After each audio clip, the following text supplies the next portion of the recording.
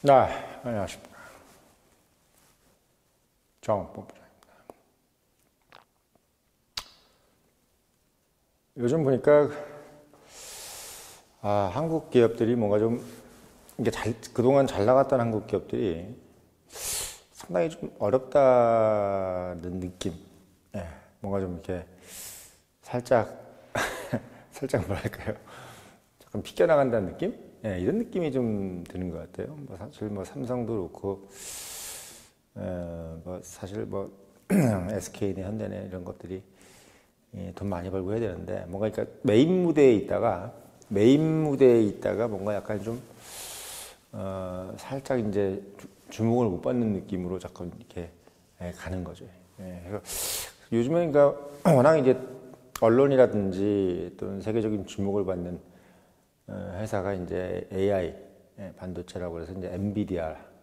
그래서 지금 뭐 시가총액이 2조를 넘어서 2조 2천억 달러. 우리 돈으로 한 2,600조, 2,600조 정도 되는 것 같습니다. 그리고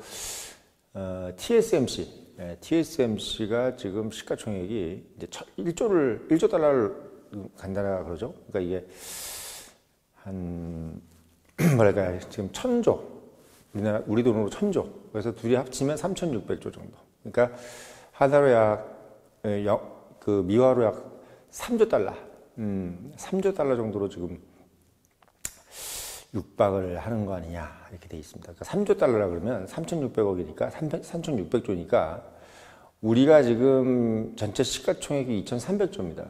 한국이. 그러니까 한국 전체 기업 시가총액보다 엔비디아하고 TSMC를 합친 게 훨씬 많다.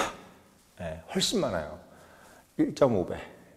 이렇게 됩니다. 그러니까 재밌는 게 우리가 좀 약간 무시했던 기업들, 뭐 괜히 무시한 건 아닌데 그냥 뭐 약간 대만, 뭐 중소기업이라 하고 뭐 이렇게 생각했던 그 대만인들이 지금 CEO잖아요. 그래서 이제 뭐 젠슨 황이라든지 뭐 이런 사람들, 그리고 TSMC 창업주도 이제 대만인이고, 물론 이제 다들 이제 미국 국적이죠. 미국 국적인데 다들 이제 어려운 시기에 대만에서 이제 나와서 미국에 이제 정착을 해서 이제 미국에서 교육을 받고, 거의 미국인이죠. 미국인인데 어쨌든 간에 지금은 이제 외모라든지 본인들의 어떤 출생지가 대만입니다. 그래서 아무튼 뭐 TSMC하고 지금 엔비디아는 거의 뭐 찰떡궁합으로 가는 거죠. 엔비디아가 기획을 하면 설계를 하면 TSMC가 만드는 그런 개념으로 좀 돼 있기 때문에 사실 어떻게 보면은 뭐 삼성전자하고 SK 뭐 이런 쪽하고는 사실 어떻게 보면 우리는 약간 좀 서브적인 개념인 거고, 거긴 지금 가장 핫한 어떤 기업인 거죠. 그래서 이게 지금 물론 뭐 지금 유튜브 같은 거 보면은 뭐 엔비디아도 이제 곧 뭐 저물 거다, TSMC도 얼마 남지 않았다, 뭐 이렇게 얘기하는데 저는 사실 이런 생각이 들어요. 뭐 지금 잘 나가는 회사가 앞으로 못 나갈 것이다라는 얘기는 사실 되게 쉬운 얘기 아닌가요? 왜냐면 뭐 지금 잘 나갔던 회사가 못 나가는 가장 대표적인 게 삼성전자잖아요. 미안한 얘기지만. 그러니까 뭐 세상의 일이라는 것이 뭐 소위 얘기해서 복중지와 화중지복이라고 그러는 것처럼 잘 나가던 건 못 나가고 못 나가는 건 잘 나간다, 이런 것은 누가 모르겠습니까만은 중요한 건 지금 잘 나가는 게 중요하지 않겠습니까? 지금 잘 나가야 돈도 벌고 그 돈으로 결국은 또 어떻게 보면은 더 큰 돈을 벌 수 있는 기회가 있는 거지. 뭐 지금 못 나가 버리면은 뭐 무슨 돈으로 다시 또 투자를 해서 진행을 하겠습니까? 그러니까 잘 나가면은 또 못 나갈 수 있다, 이런 얘기는 어떻게 보면 못 나가는 사람들이 어떤 그냥 소위 어떤 뭐랄까요, 변명 이렇게 되지 않을까요? 라는 생각이 듭니다. 그러니까 어떻게 보면 청년들을 위한 방송이기도 하고 하니까, 물론 청년 구독자는 많지 않아요. 제가 깜짝 놀랐는데 70% 이상이 좀 나이가 많으시더라고요. 그래서 참 청년의 힘이지만 실제로는 보면은 우리는 또 이 청년의 힘 안에서의 구독자들은 또 이제 보면 나이가 좀 있다. 그럼 뭘 의미하느냐? 우리가 이제 그만큼 어떻게 보면 청년들에게 힘을 주는 또 모임인 거지 우리가. 그래서 여기서 이제 어떤 영감을 얻어서 청년들한테 또 많은 멘토링을 주실 거라고 믿습니다. 아무튼 그래서 이제 저는 이런 생각이 듭니다. 뭐 지금 이제 뭐 재계의 고수들, 뭐 금융권의 고수들, 증권가의 고수들하고 이제 이렇게 이야기를 해보면 이런 얘기 하시더라고요. 웃으면서 삼성전자 어떻게 될 것 같아요? 이렇게 물으니까 삼성전자 하시는 얘기가 할 만큼 했잖아. 그러니까 무슨 얘기야? 잘 나갔잖아 그동안 한 10년 잘 했잖아. 10년이 뭐야? 한 15년 잘 했잖아. 응? 그러니까 이제 어떻게? 이제 많이 무거워졌잖아. 응? 지금 어떻게 보면 한창 많이 했는데 잘했는데 이런 느낌을 얘기하시더라고요. 그냥 여러 가지 중의적인 표현이 있겠죠. 그러니까 세상의 어떤 이치라는 거지. 우리가 계속 삼성전자한테 의존하면서 삼성전자만 잘 되기를 바라는 것도 물론 방법이겠지만 대한민국이란 삼성전자도 결국은 예전에 30년 전, 40년 전에 제일 잘 나갔던 기업은 또 다른 기업이더라고요. 뭐 예전에 뭐 선진 뭐 별의별 회사 저도 잘 모르겠는데 뭐 벽상그룹이라는 그룹도 있고 뭐 선진그룹 이런 것도 있고 뭐 별의별 그룹들이 있는데 지금 이제 잘 나가는 그룹들은 사실 예전에는 그렇게 잘 나가는 것이 아니었고 어떻게 보면 삼성전자도 예전에는 1등 그룹이 아니었어요. 지금은 다 삼성 그러지만 저희 90년대 때만 해도 삼성이 아니라 1등은 현대였죠. 2등이 대우, 3등이 삼성이었습니다. 그러니까 대우가 뭐 2등이었다는 얘기하면서 사람들이 묻지만 그때는 그랬어요. 90년대 때는. 그러니까 무슨 얘기냐면 부침이 있는 것 같습니다. 그러니까 그걸 이제 업계의 고수들이 얘기를 운유적으로 하시는 거죠. 그러니까 제가 말씀드리는 건 뭐냐면 삼성전자가 뭐 앞으로 더 잘 되면 좋겠고 또 여기서 뭐 더 정신 차려서 하면 좋겠다. 뭐 많은 어른들이고 할아버지들이고 그런 얘기 하시더라고요. 뭐 삼성전자 일단 뭐 누구 잘못이다, 뭐 이재용이가 잘못됐다, 뭐 누가 잘못됐다, 뭐 이런 얘기 하는데 그게 뭐 그 큰 그룹이 누가 한 명이 잘못해서 잔다 못한다, 뭐 그럴 수 있을지 모르겠습니다. 제가 봤을 때는 그거보다는 그만큼 많이 노력한 거예요 그동안. 예. 어떻게 계속 잘하겠어요? TSMC고 엔비디아도 사실 뭐 작년까지만 해도 엔비디아가 눈에 들어왔습니까? 작년에는 테슬라 아니었어요? 작년, 재작년? 그동안 테슬라 그렇게 하다가 지금 테슬라 좀 죽으니까 뭐라 그래요? 뭐 테슬라 벌써 이제 꼬꾸라지고 이제 그렇게 테슬라만 사더니 지금은 테슬라 계속 꼬꾸라지니까 막 꼭 쳐다보지도 않는 게 그게 세상 인심 아니겠어요? 그런 거 보면은 삼성전자는 참 오랫동안 잘한 기업이야. 예. 테슬라나 엔비디아나 이런 회사에 비해서 삼성전자는 10년, 15년 잘했던 기업이기 때문에 저는 박수를 쳐줘야 된다고 생각이 듭니다. 예. 근데 저는 오히려 이제 좀 다른 기업들이 좀 잘 됐으면 어떻게 했느냐 그 바톤을 이어받아서 좀 어떤 기업이 좀 지금 눈에 들어오냐. 그러니까 이 전 세계인도 한국인도 마찬가지고 전 세계인도 똑같아요. 결국은 뭐냐면 핫하고 힙한 거 이게 요즘 말로 힙한 거 있잖아. 힙한 거. 그러니까 뭔가 이게 우리가 그냥 절대적으로 1등 뭐 이런 걸 떠나서 1등이래야지 1등이라는 것은 랜드마크잖아요. 그러니까 우리가 보면 뭐 롯데 같은 경우도 뭐 저렇게 높은 빌딩 짓고 제일 높은 빌딩 짓겠다는 것이 단순히 어떤 수익성도 수익성이지만 우리 회사가 제일 높은 빌딩 졌어 이런 어떤 그런 랜드마크적인 느낌 때문에 되게 좀 더 중요한 의미를 가지는 것처럼 대한민국에서 삼성전자의 이미지는 단순히 수익을 많이 낸다는 느낌보다는 그냥 대한민국 이꼴의 넘버원 이 느낌이었죠. 그래서 우리는 넘버원. 근데 그게 한국만 그런 게 아니라 어느 나라도 마찬가지예요. 그러니까 영국이라든지 심지어 가까운 일본도 뭔가 저렇게 선진국이 우리가 일본은 엄청나게 선진국이잖아요. 아직도. 근데도 불구하고 마치 우리가 일본을 이긴 것처럼 하는 착시현상을 이렇게 만들어준 게 뭐가 있어요. 우리는 넘버원이 확실하게 있는 거야. 삼성전자는. 예. 넘버원이 확실하게 있는 거죠. 근데 일본은 뭔가 넘버원 느낌은 아닌 거야. 뭐 토요타 하면 저번에 말씀드렸지만 벤츠가 자동차 1등 아닌가 뭐 이런 거. 물론 이제 매출은 1등일 수 있겠지만 우리가 보통 딱 떠오를 때 토요타 차 살래 벤츠 살래 그럼 벤츠 사잖아요. 뭐 그런 것 같은 느낌인 거죠. 그러니까 넘버원은 아닌 것 같은 느낌. 그러니까 그런 것 때문에 이제 어떻게 보면 착시 현상이 일어나는데 숨어져 있는 제품을 많이 판 게 이제 어떻게 보면 일본이죠. 그래서 일본이라는 나라가 이제 상당한 선진국이고 뭐 지금 전 세계 경제하고 따로 놀아도 얼마든지 건재할 수 있는 나라. 그러니까 전 세계가 고금리인데도 일본은 지금 마이너스 금리에서 이제 제로 금리로 넘어올 수 있는 그런 저력이 있는 나라임에도 불구하고 우리가 딱 생각할 때 한국이 상당히 잘 나가고 뭔가 잘 나간다고 전 세계가 인식할 수 있었던 건 삼성전자가 1등을 했기 때문이야. 1등. 그러면 과연 우리 같은 작은 나라는 어떻게 해야 되냐? 바로 그거예요. 계속 1등 기업을 만들어야 돼요. 왜?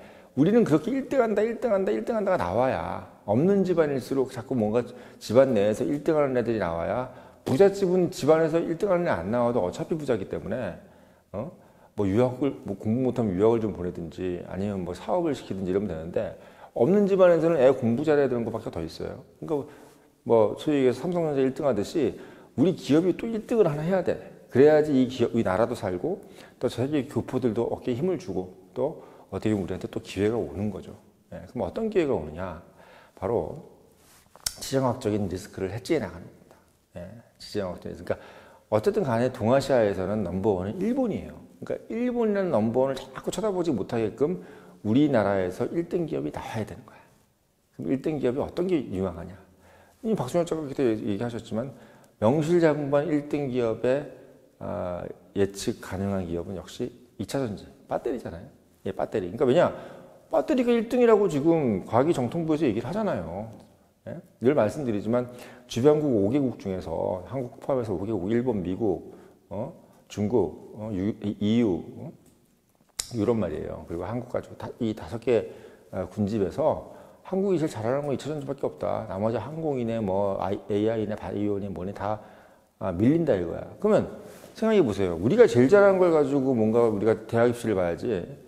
우리가 잘 못하는 거 가지고 해서 종합적으로 보지 말고 그냥 특기생으로 우리가 제일 잘하면 특기생으로라도 대학 입시를 봐야 될 거 아니야. 1등을 해야 될 거 아니야. 그 얘기입니다. 결국은 우리가 제일 잘하는 게 뭐냐는 걸 생각해 봐야 돼. 그 첫 번째 세계 시류를 봐야지. 세계 시류. 우리가 엔비디아나 TSMC나 이런 거 가지고 너무 부러워할 필요도 없어요. 그거는 국제정치적인 어떤 역학구도에서 미국이란 그 우월적 지위가 만들어내는 어쩔 수 없는 소위 얘기해서 국제적인 환경이에요. 환경. 그러니까 세계적인 분업이라고. 그러니까 미국이라는 나라는 지적인 재산, 지적 재산권을 가지고 강력한 지적 재산권을 가지고 어떻게 보면 약간 지식산업, 설계만 하겠다. 우리는 상당히 고부가가치적인 것을 하겠다. 이런 것으로 이미 선언을 했고 물론 지금은 이제 제조업을 다시 미국 안으로 끌어들이겠다고 해서 이제 IRA라는 것도 이제 막 하고 하지만 어쨌든 기본 기조는 결국은 고도의 지적재산권을 가진 그런 지식사업을 하겠다는 것은 이미 딱 정해져 있는 거란 말이야. 그러면 우리는 뭘 해야 되느냐? 우리는 약간 부차적인 것으로 1등을 해야 돼요.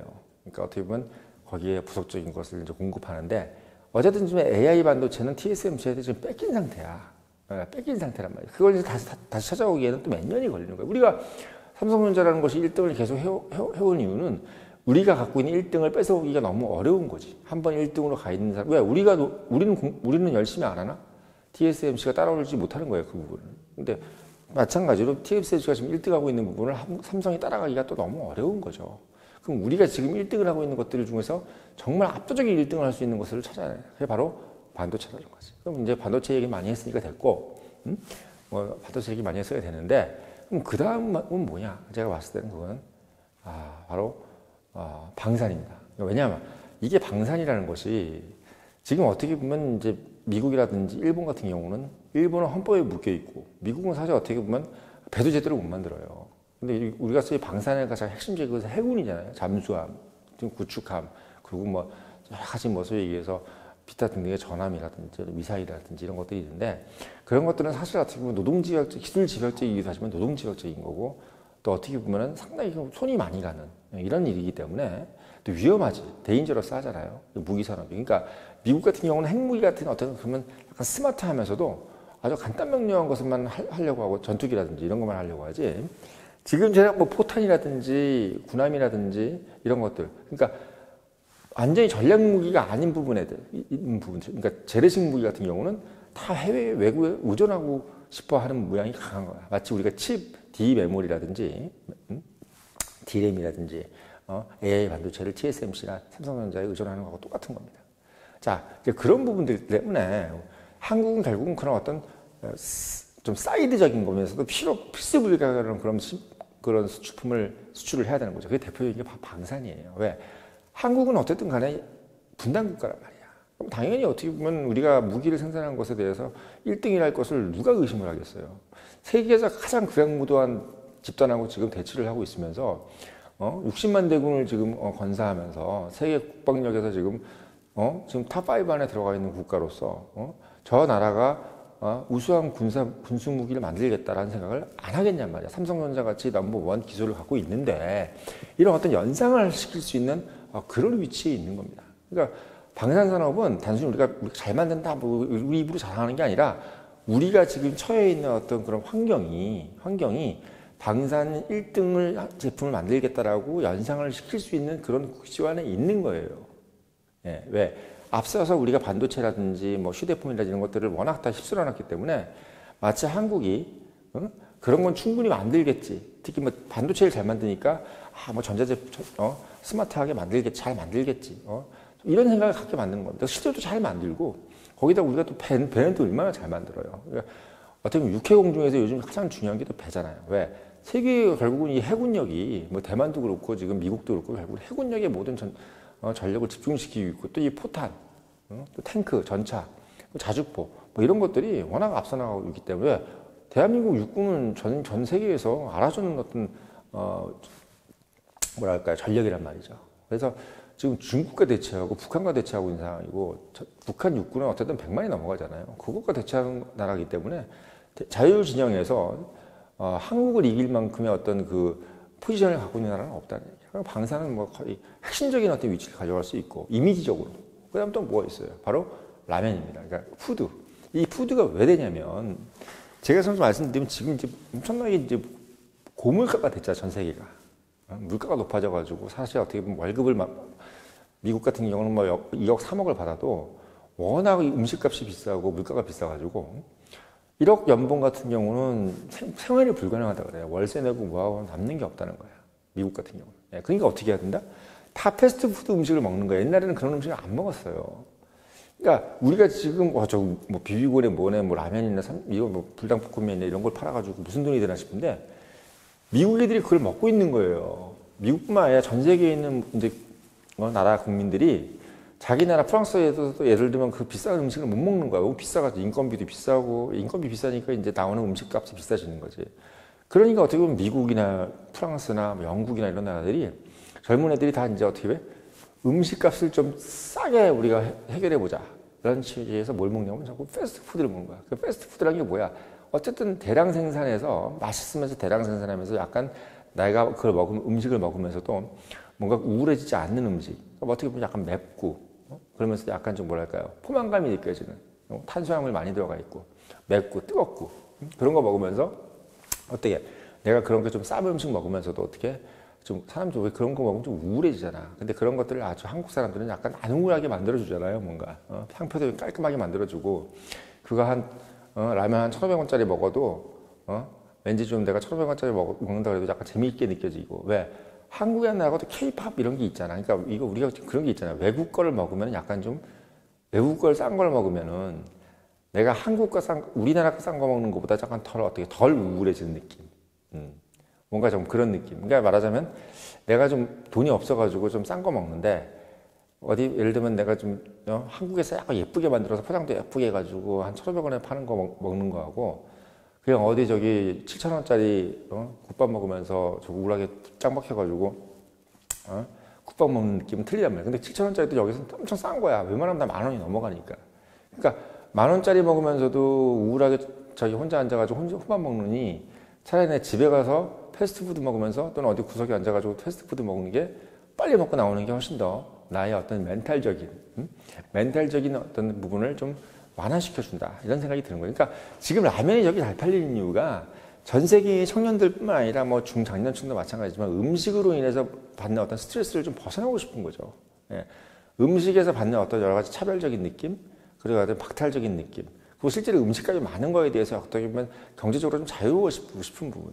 그래서 어떻게 보면 지금 라면이 뜨고 있고 라면뿐만 아니라 어떤 뭐 포장 음식들, 심지어는 김밥 이런 거. 김밥도 보면은 그걸 먹으면 어떤 느낌이 들어요? 약간 좀 뭐랄까요? 내가 김밥 먹으면서 한 줄에 한 2,000원짜리, 3,000원짜리 이거 먹으면 미국 애들 입장에서는 뭔가 이게 또 외국 음식 하나 맛있는 거, 좀 새로운 거, 핫한 거 하나 먹는다. 이런 느낌이 든다는 얘기지. 제 말씀은 뭐냐면 지금 우리 한국이 이제 좀 앞서 나가는 배터리도 마찬가지고, 배터리는 뭐 전기차라든지 여러 가지 뭐 지금 뭐 AI 로봇이라든지 이런 것들 앞으로 대세니까 배터리가 한 50% 가져가고, 그리고 방산이 한 30%, 그리고 어떻게 라면을 비롯한 푸드가 한 20% 가져가서, 제가 봤을 때는 배터리, 방산, 푸드 이 세 개가 1등을 해주면 한국이 다시 또 부흥을 합니다. 왜냐면 이게 우리나라는 이게 흥이 나야 돼. 외국에서 자꾸 한국 1등한다, 잘한다, 뭐 이게 나와야 이게 막 우리가 이제 삼성전자 막 반도체 팔고 갤럭시 팔 때 막 기분 막 좋았던 것처럼 그렇게 돼야 또 국민 자체가 또 사실 어우러지고, 그러면서 또 시너지가 생기고, 그러면 또 활력이 솟고, 이러면서 2차, 3차적인 어떤 밴더들이 형성이 돼서 다시 또 국부가 상승되고, 이렇게 되면서 인당 국민소 7만 불이 넘어가고 이런 상황이 벌어질 수 있다는 얘기죠. 그래서 너무 삼성전자라든지 SK 하이닉스만 바라보지 말고 지금은 배터리, 그리고 국방, 방산이죠. 그 다음에